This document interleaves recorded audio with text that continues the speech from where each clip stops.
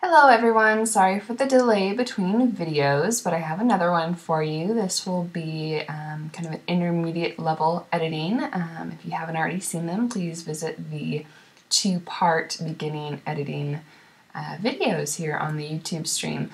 I will also apologize that I do not have the mic I used to record with, so the quality might be a little less than perfect, but hopefully you'll hang in there with me. So we're going to go ahead and do some editing on a zoo picture of a lion for the San Francisco Zoo. You may have already seen this tutorial.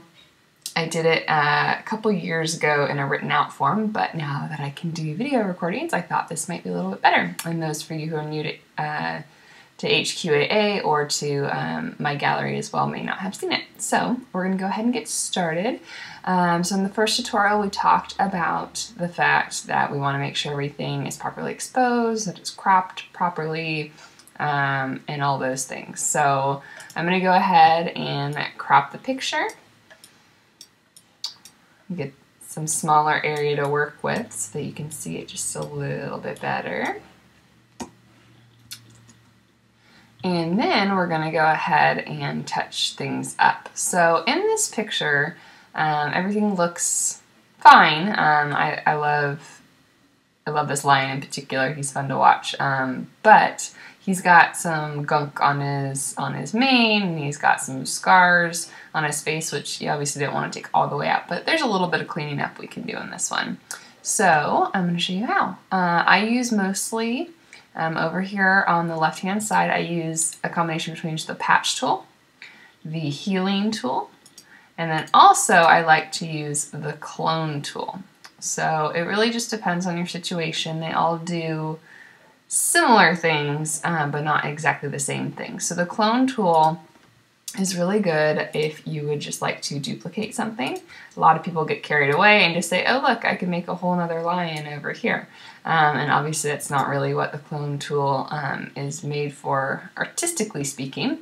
When you're using photography though, you can use it to help you, for instance, remove fences or straighten out patches of hair. For instance, if I wanted to take out some of this hair over here, zoom in over here, and I could try and use that tool. You have to select a certain area, so you Alt-click, and I can Alt-click this area right above the mane, and then go ahead and copy it down there so that we get rid of the gunky part of the mane. And you can go ahead and just keep doing that. Something you want to be careful about, if you were to do something like background, sometimes there's a ball in the grass or something, is you can clone grass over, but you want to make sure that you do it properly, because if you just start repeating things, you're going to get these branches that repeat over and over again. And your viewer, if they have a trained eye, will be able to tell. So that's one way that you can use kind of a healing tool type thing. The healing brush is similar, except the computer does the work for you to blend. So again, you pick your size. I always make sure the hardness is down low or at 0 even, so that it's a softer transition. And then I can do the same thing. You're going to Alt-click to select your area and then duplicate it. So that's what the clone tool will look like. But then the computer is going to figure out how it wants to merge those so that they're seamless. Where this can get you in trouble is if you have a really contrasting area, such as light and dark. It's going to usually change it from one extreme to the other. So that's an area that you'd want to use a clone tool rather than a healing brush. And last but not least, there's the patch tool, which is a really incredible tool to have. And how this one works is you can select an area and then pick it up and say that you want to clone it from another area. Now this definitely has its place and uses for. It doesn't work as well down in this area that I'm working in, but if I were to come up here to the face, and zoom in close for you. If I come in here to the face, and I'm at 200% by the way, so it's pretty far in, but I can take this little scratch and move it over, and you're never going to know it was there, which is pretty great. So the reason I use some of these tools is because you really want to make sure that your subject is standing out. If you have all these little imperfections, which yes, they're there, but they're a little bit distracting, so you can eliminate those distractions and really bring focus to your subject. So I'm just going to go ahead and keep removing some of these little crazy hairs down here. And you can just play around with the tools, see what settings you like and which tool you like best. Different people have different favorites. And then you want to be careful around areas that meet different textures. For instance, if I want this hair to replicate, I can do it over here, but just know that wherever you're copying it from is going to override what was already there.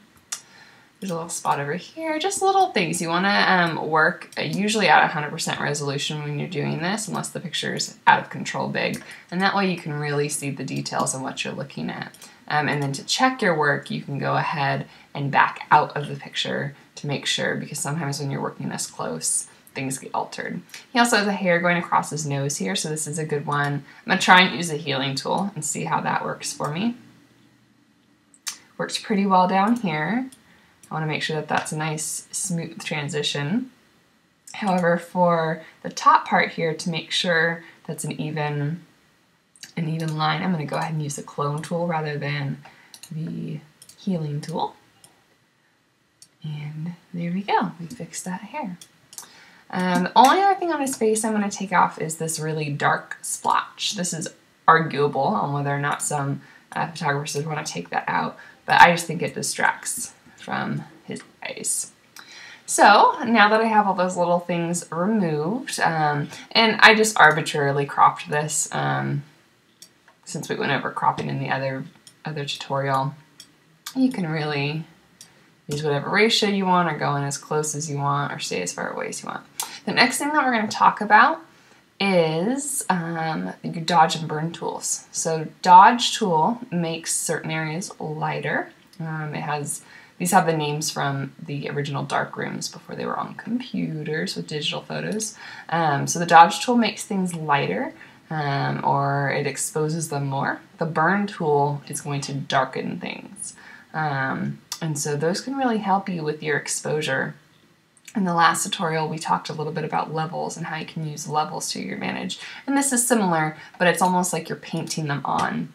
So I'm going to go ahead and select my burn tool. I like using burn before dodge, but that's just a personal preference. And right now I want to work with the shadows. So you have your choice in Photoshop whether or not you want to work with the shadows, midtones, or highlights. And you want your exposure to be really low here on the scale, usually between 4 and 10%. I would say much less than 10% typically. So when I use this, it's literally going to paint some of these shadows a little bit darker. So I'm going to go around the edge and do kind of a vignette so that your attention is really drawn towards the face rather than the outer areas. I'm also going to use my burn tool to kind of bring out some of the features on the face. So I'm going to go over just the darker areas on the face that I really want to kind of pop. I might go around the sides of the mane so that the mane is differentiated from the face, the fur on the face. And I might want to bring out some of these whiskers too. You want to make sure that you're checking your work along and that you're not getting too dark.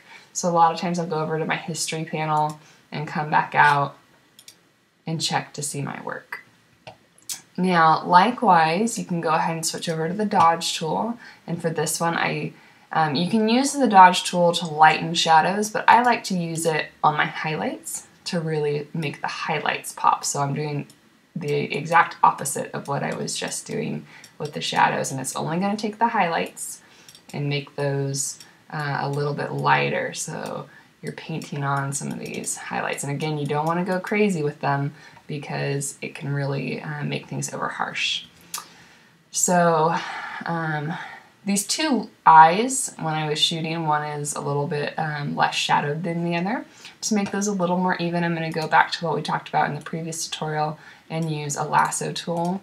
I'm going to feather this just a tad and then use levels to go ahead and bring that up to match the other eye, just so that we have that. And that's pretty much it. So again, in this video we talked about the clone tool, the healing brush, and the patch tool. Sorry, it took me a minute to remember there. And then also the burn and dodge tools. So you can use them to really just fine tune your pictures and really make them pop. So if you take a look, this was the original. This was after a crop. And this is our final result. So they're minor changes, but they really make a big impact for the picture. If I was smarter, I think I mentioned in a previous tutorial, I'm supposed to make another layer here earlier in the session so that I can do all of my work on a layer, and that way you can backtrack if you want to. I always forget to do that though, so don't be like me. Remember to do that next time. Anyway, if you have any questions, go ahead and leave your comments and I will go ahead and respond to them. So again, this is Denise from HQAA on DeviantArt.com. Thanks.